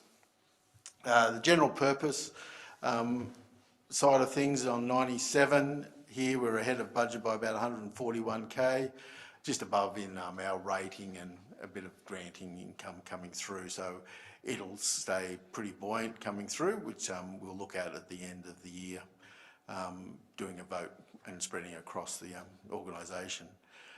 Council services is ahead by 56,000, so it's just above, mainly in our admin costs there for our executive team, so just with some staff extended leave.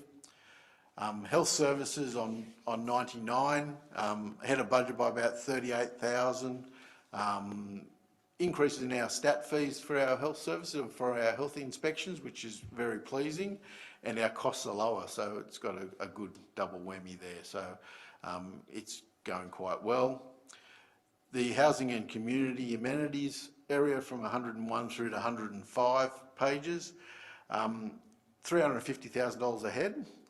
Main driver of that is your town planning side of things. So we're ahead of budget in that area by about 262,000, and a lot of that is our Section 94 contributions, plus also the reduction in our energy costs, energy code costs coming through, which we'll do a vote for to remove that out of both sides of the equation.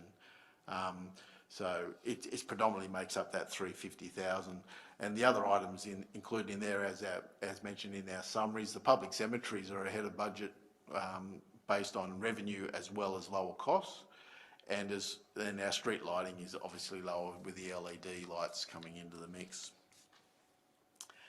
Our mining and construction area, the building control is ahead of budget by about 59,000. So and we've just pretty well had lower wage costs coming through due to staff vacancies in that area, as mentioned before, with the certifier and surveyor position. Public order, pretty well with our animal control and LG enforcement side of things, as well as our emergency services area. The emergency services areas are ticking along quite well. The animal control is well ahead of budget, so it's overall ahead of budget by about 44,000 in total.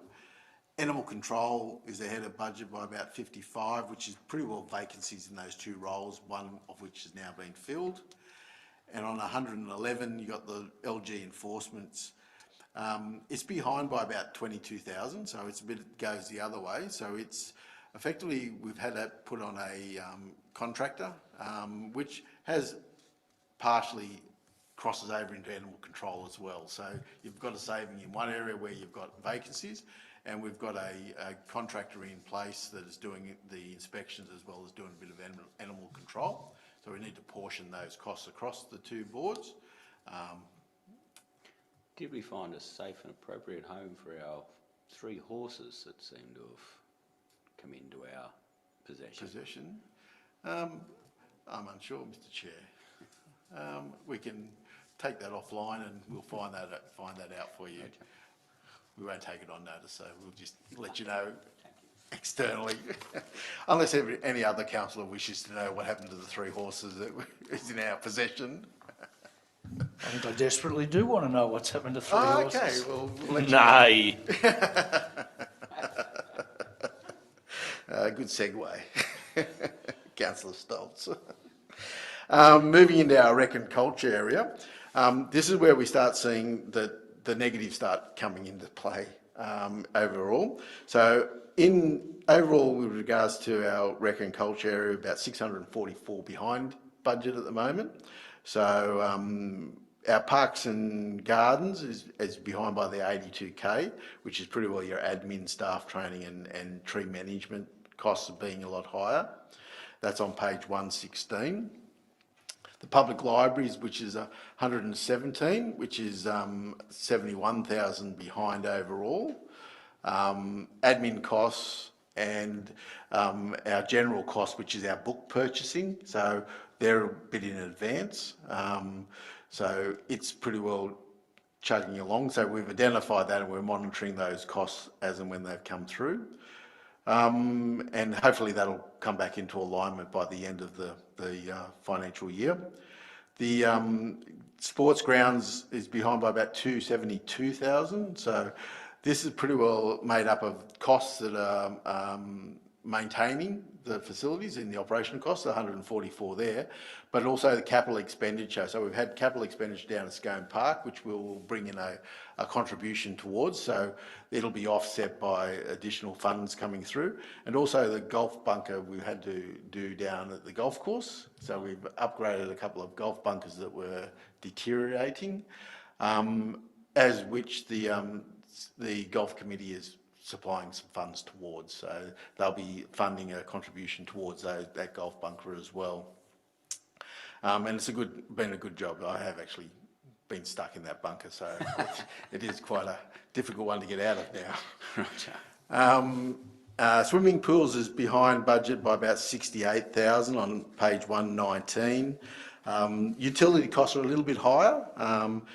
It should probably come back into budget because the season's in place at the moment, so there's a lot more activity down there with electricity and water usage. And maintenance for our Scone and Murrundi pools with the painting, so we had to undertake a fair bit of painting prior to the commencement of the pool season. White Park is behind by 142,000.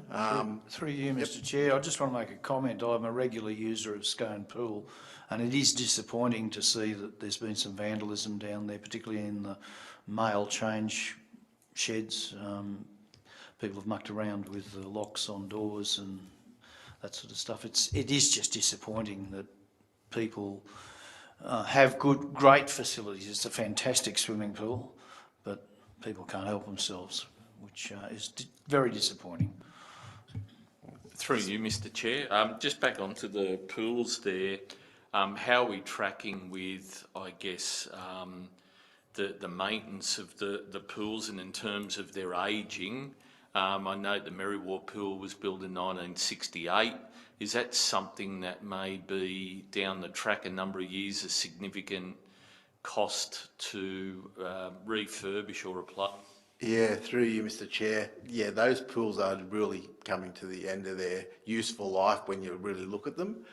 The whole 3 pools, effectively. I know Scone Pools had cracks in it, and we've sealed those cracks up, and I know Murrundi is the same situation, and Merriwa Pool probably is the same. So there is a view moving forward of trying to see what we can do to maintain them, to extend their life, because the cost of replacing one of those pools is significant.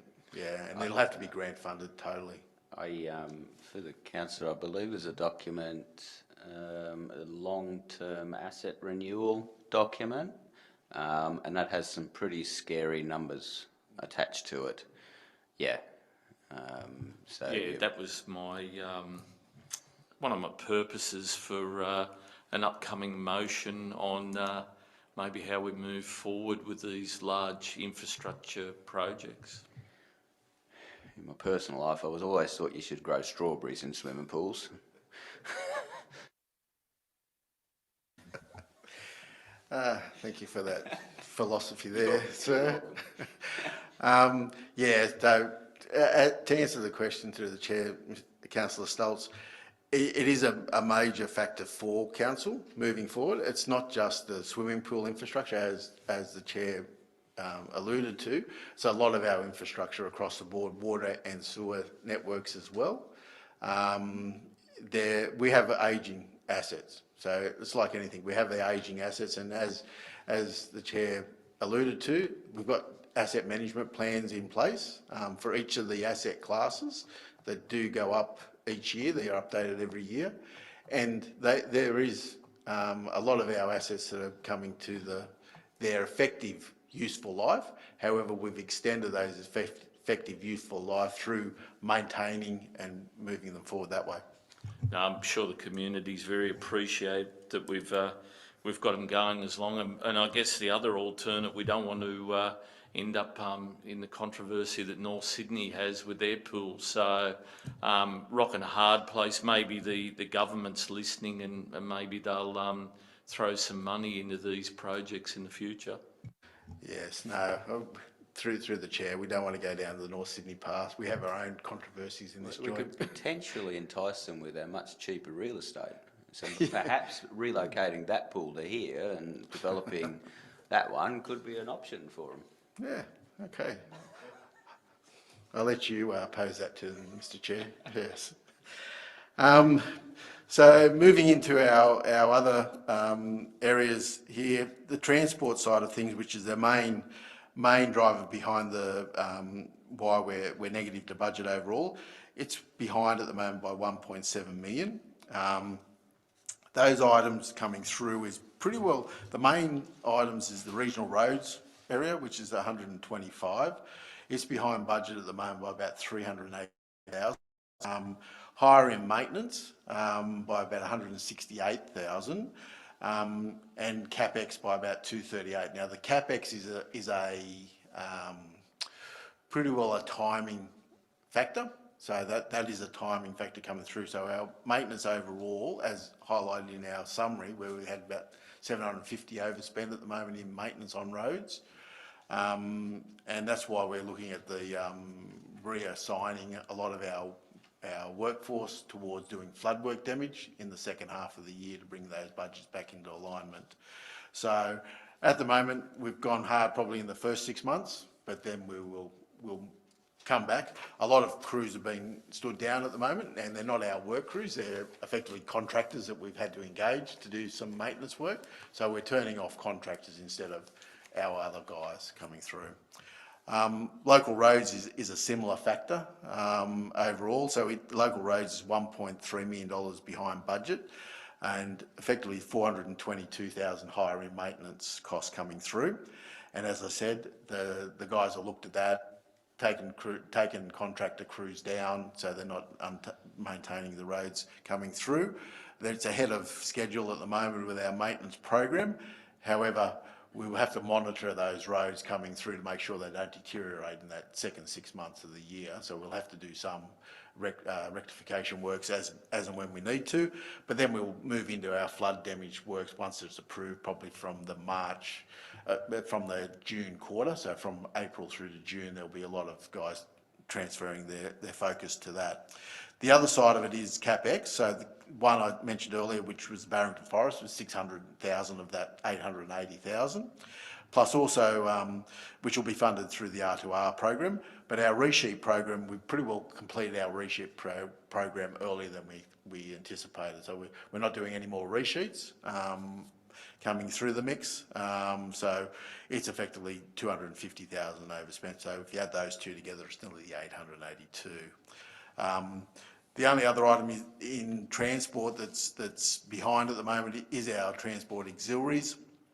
Just with the final cost of the traffic audit that was done for the HPPA, so we had a bit of extra cost there for the main street coming into the mix. Water supplies on 129 through to 130.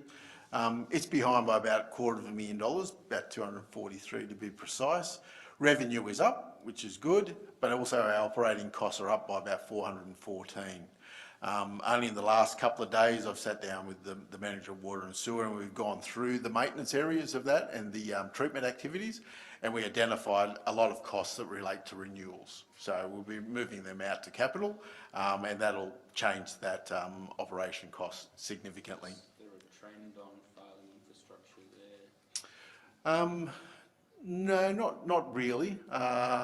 It's pretty well mains, yeah. So they're the factors that do fail significantly. A lot of our treatment plants, it would just be the normal annual renewal programs that we undertake, replacing pumps and so forth. So there's no major building structural failures or anything along those lines.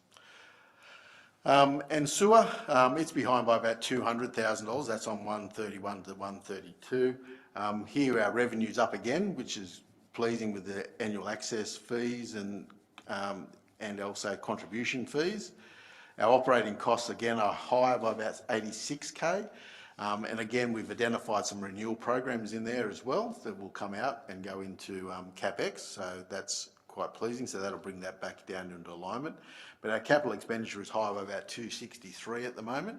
And that's, as I mentioned earlier, with the overspend that we've had in regards to the discharge pipe over at Merriwa to make us compliant, our drying beds over in Merriwa as well.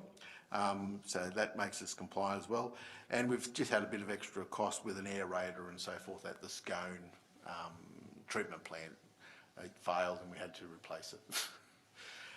So you've got to keep it moving around down there in that treatment pond, unfortunately. You've got to stir it. So overall, they're the highlights coming through from each of the service areas of where the 1.7 overall variance comes up to. So the Glenbourne pipeline Yep.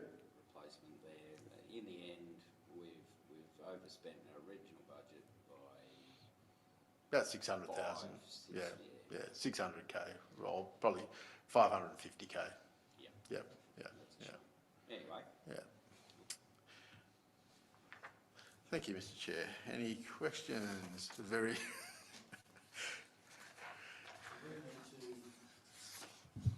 Do we need to put a motion through on that?